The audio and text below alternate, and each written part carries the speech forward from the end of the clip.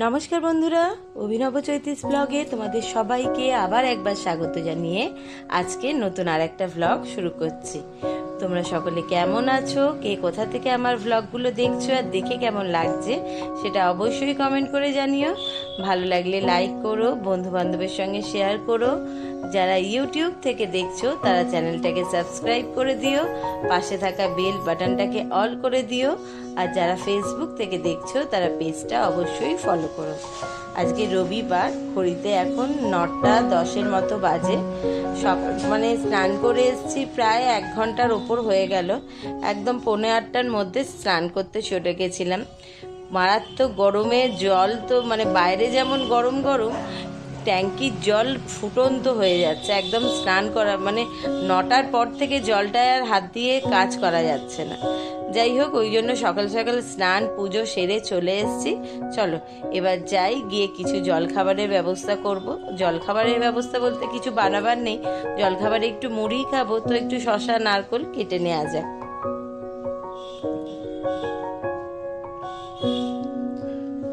শসা নারকোল কেটে রেখে দিয়েছি এখানে গুছিয়ে।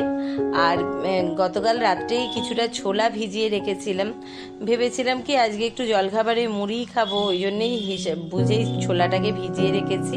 যেহেতু জলে ভেজানো ছিল তাই কলটা বেরোয়নি, আবার একদিন এমনি রাখলে তবে বেরোবে।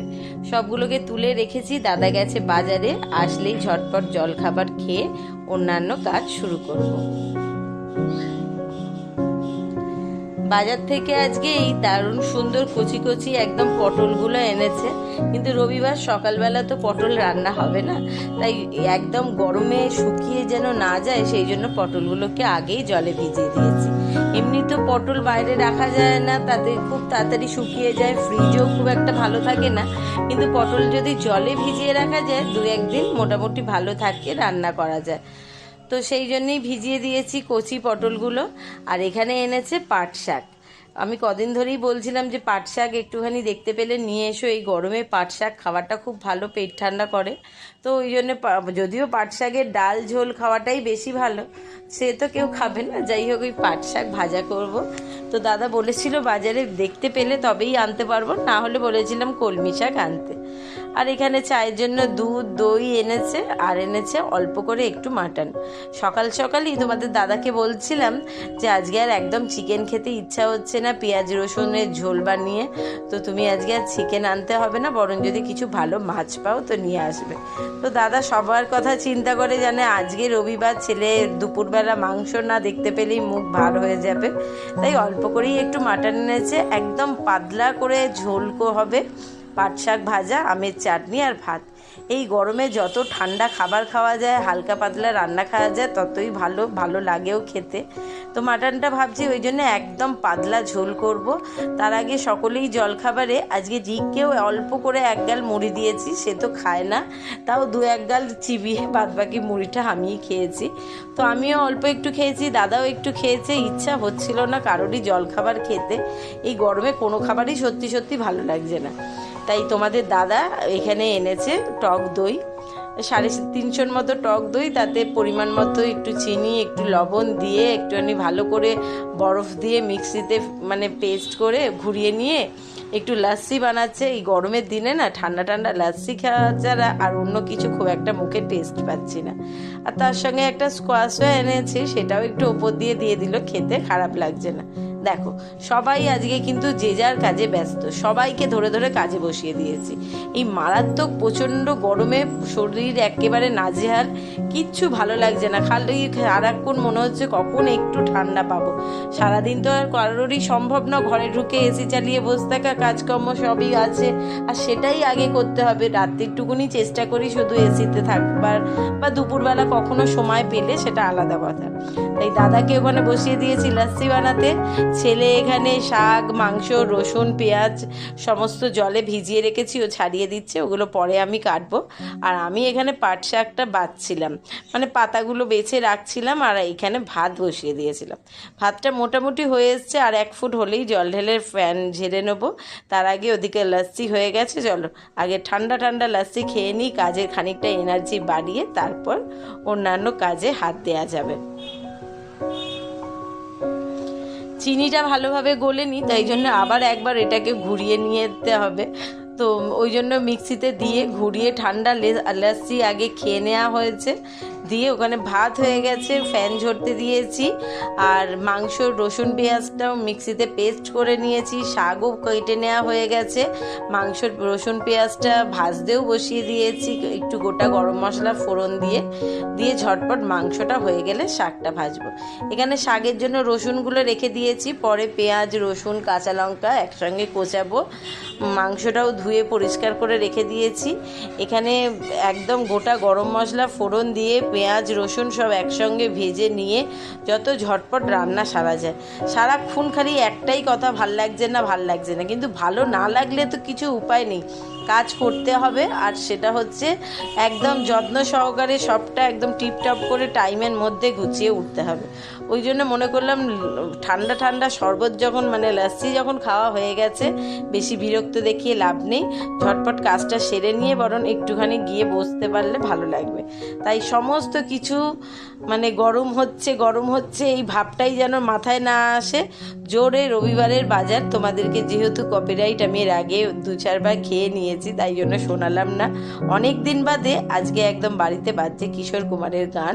চতুর্দিকে দরজা জানলা বন্ধ করে অন্ধকার করে রেখেছি, শুধু চিমনির লাইট আর হলে একটা এমনি টিউবলাইট জ্বলছে, যে ঠান্ডাটা মানে ঘরটাকে যেভাবে একটু ঠান্ডা করা যায় আর কি। বাইরে কোথাও কোনো জানলা যদি এতটুকুনি ফাঁক করছি, মনে হচ্ছে হু হু করে গরমের হালকা হাওয়া ঢুকে পড়ছে ঘরে। দেখো কথা বলতে বলতে মাটনটা বেশ সুন্দর করে সমস্ত রকম মশলা দই দিয়ে কষিয়ে নিয়েছি, আর পরিমাণ মতো গরম জলও ঢেলে দিয়েছি। এটাকে একদম জোরে আছে 2টো সিটি দিয়ে আর একদম লো ফ্লেমে 20 মিনিট মতো রেখে নামিয়ে রেখেছি। আর ঝটপট করে এখানে বসিয়ে দিয়েছি মানে শাক ভাজার জন্য রসুন কাঁচা লঙ্কা আর পেঁয়াজ। এটাকে একটু ভালো করে ভেজে নিয়ে শাকটাকে ভেজে নেবো। চাটনি তো আগে থেকে করাই আছে, ভাতও হয়ে গেছে, তাহলেই মোটামুটি শাক ভাজাটাই বাকি আছে। এটা হয়ে গেলেই সব রান্না কমপ্লিট। তারপরেই বাটিতে মাংস তুলে একটু জোড়াতে দেবো, কারণ প্রেশার কুকারটা তো প্রচণ্ড গরম, একটুখানি না খুলে রাখলে ঠান্ডা হবে না। আর গরম গরম ঝোল যে কোনো গরম খাবার এমনি খেতে ভালো লাগে ঠিকই, কিন্তু এই এত অত্যাধিক গরমে ঠান্ডাটাই ভালো আর কি। যাই হোক, কথা বলতে বলতে পেঁয়াজ রসুন ভেজে নেওয়া হয়ে গেছে, এবার শাকটা ভেজে নিয়েই চলো ঝটপট খাবার দাবার বাড়বো। তার আগে চাটনিটাকে ফ্রিজ থেকে বার করে রাখতে হবে, সেটা এখনো বার করা হয়নি।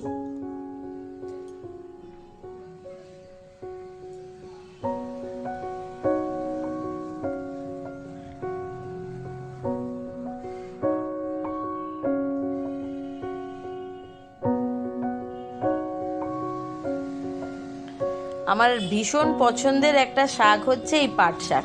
পাট শাক ভাজা হোক, পাট শাকের ডাল হোক বা ঝোল হোক, যেটাই হোক না কেন খেতে আমার ভীষণ ভালো লাগে। যদিও পাট শাকের ডাল ঝোল কোনোটাই আমি খুব একটা ভালো পারি না, আর এটা মানে খেতে শিখেও ছিলাম আর খেয়েও ছিলাম আমার দিদার হাতে। আমার দিদা দারুণ সুন্দর পাট শাক দিয়ে মুসুর ডাল বানাতো। তো সেই সব কথা থাক, শাক ভাজা রেডি, মাংসটা চলো এবার ঝটপট বেড়ে নিই। চাটনি বার করে নিয়েছি, খাবার বেড়ে দুপুরে খাওয়া দাওয়া কমপ্লিট করে একটুখানি মানে ঘরটায় গিয়ে বসবো। এই কারণেই বারবার বলছি, যত গরমে এই সকাল থেকে শুরু হয়, সেই সঙ্গে তীব্র শুরু হয় রোজের মাথার যন্ত্রণা।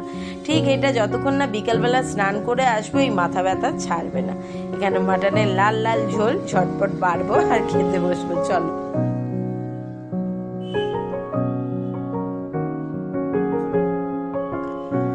দুপুরবেলা বেশিক্ষণ ঘরেও থাকতে পারছিলাম না আজকে, এসি চালিয়েও দেখছি ঘর ঠান্ডা হচ্ছে না, আর এত মাথার যন্ত্রণা হলো একটুও রেস্ট নিতে পারিনি। যাই হোক, কালকে মানে আগামীকাল সোমবার আমার একটুখানি একটা জায়গায় যাবার আছে, সেই ভিডিও সেই ব্লগ তোমাদের সঙ্গে অবশ্যই পরে শেয়ার করব। দাদা এখন নিচে নেমে গেছে, আর আমি এখন ঝটপট রেডি হয়ে নিয়েছি। টুকিটাকি কিছু জিনিস কিনবার আছে, সেটা কিনবো, আর একটু যাব পার্লারে। তো চলো বেরোনো যাক।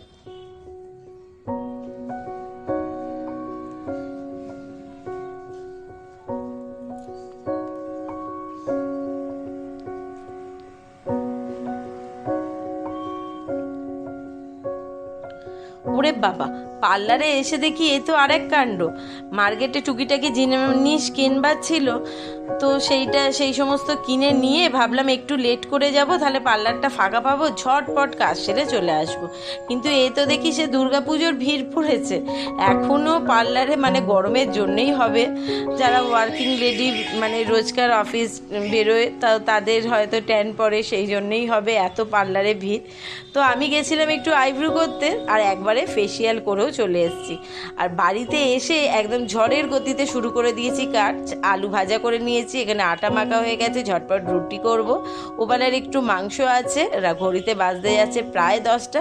তো চলো ঝটপট এখানেই আজকের ব্লগটা শেষ করি। শুভরাত্রি, টাটা, সকলে ভালো থেকো, সুস্থ থেকো, খুব শিগগিরই নতুন ব্লগ নিয়ে ফিরে আসছি।